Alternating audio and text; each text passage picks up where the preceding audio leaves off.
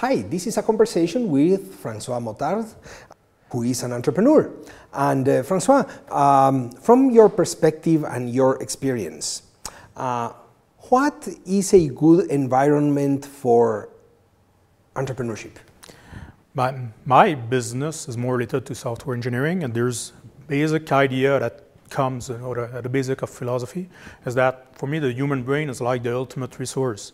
It's not like if you have somebody working for you, it's not like somebody that you tell something to do. You need to create an environment for him to exploit his maximum. So it's not trying to control.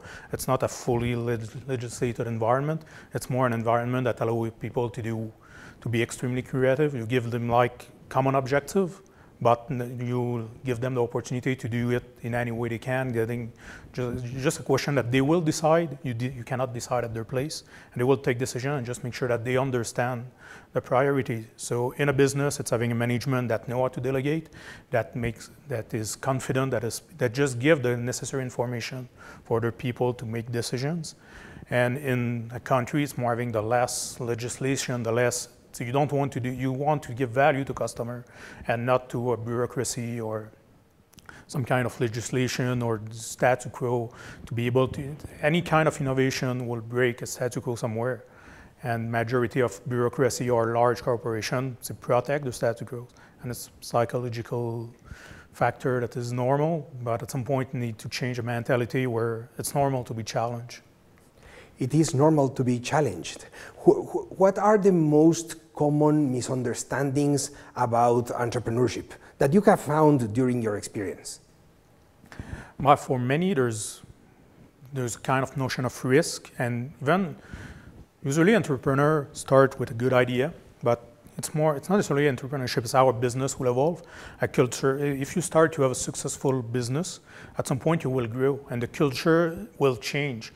Let's say, for example, if you have around up to 20%, probably the founders know everybody, know all employees, all his spouse, children names. He can know that if there's one employee let's say one of his children having an extremely important sport competition, like, I don't know, an Olympic qualification on next weekend, you know that this employee will not necessarily be focused, he knows it.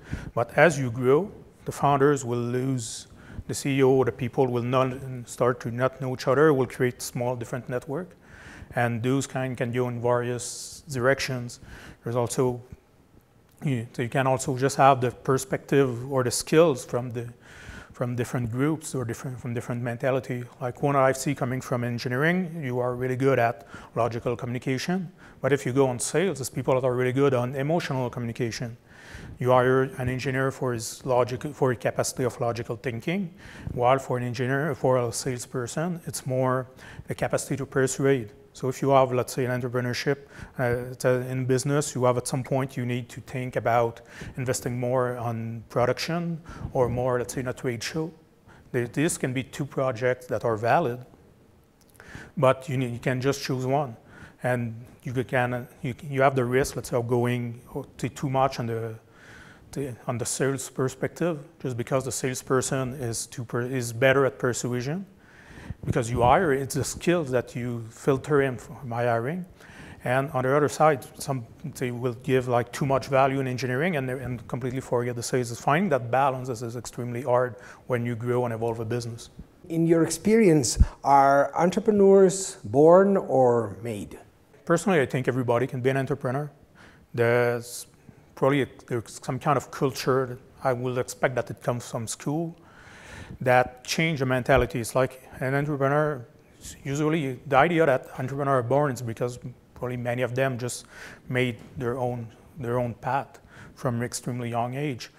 But in school, there is something in psychology called God complex, that when in school they don't value their trial and error.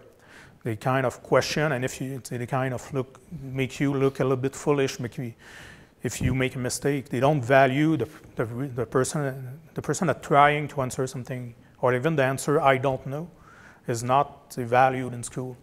So it seems to create an environment, a mentality during your young age where people are fear of failure. Well, it's a counter. When an entrepreneur cannot fear failure, You need to embrace it and continue and completely work. So I think entrepreneurs need to unlearn what they learn in school. Trying to relate entrepreneurship and computer engineering, what would you say it is the relationship between two disciplines? But software engineering is a field that evolves extremely fast.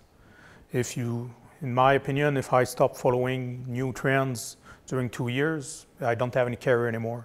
It's kind of over. It's really too hard to get back. So, and it's an environment that is creative, that focuses. It's an intellectual work, and the best ones are always learning, always focusing on new ideas. And if you go to a software engineering conference, there are a lot of stuff that are not technical, but can be involved, like in psychology, and some almost how to, let's say, improve your brain, to improve concentration based on neuroscience knowledge, and there's a lot of business that starts. Silicon Valley is a really focused and really improve. It's really a startup environment, startup culture, and in fact, software engineering changed the world in the last 30 years, 40 years. So you just have to look about how the bases that we use in your daily life, the majority of them come at some point from Silicon Valley. And so yeah, there's a deep entrepreneurship mentality. It's not necessarily entrepreneurship in the sense that starting a business, but starting a project and having their own idea of delivering something, delivering some value to people. It's not necessarily the same kind of entrepreneurship, because entrepreneurship, you need to set up a business, while some people in software engineering are really bad at business, and they can work a lot using their skill and never make any money with it. From the point of view of an entrepreneur related to engineering, what makes you passionate? What excites you really? What makes you feel great? As software engineer, it's always a part of solving a technical challenge. More in business, it's really delivering value to people. It's trying to improve a situation, improve a business, and knowing that at some point there are consumers. Even if you never see the customers, you know that you improve, or you allow the business by cutting costs. You allow the business to give better service, to cut their costs. So at some point it will reflect on the price, or it will reflect on giving more business value to your customer. So you have to, I always like to think as a complete chain, and trying to understand who are the customers and trying to give them values, even if it never sees directly it. It's just, if you can think about, the cost of product, you lower the cost of production, at some point you give access to more features, more services to your customers. And finally, if a student approaches you and asks for advice, Francois, how could I begin to think as an entrepreneur? Could you give him a piece of advice? But from student, the first one that I will say is the end of your degree is a starting point. It's not an end. It's not. It's like you just getting a degree is like you reach a level where you get a certain market value, but it's only the beginning. You have to learn constantly. The world is changing, and we have access to more information than ever in history.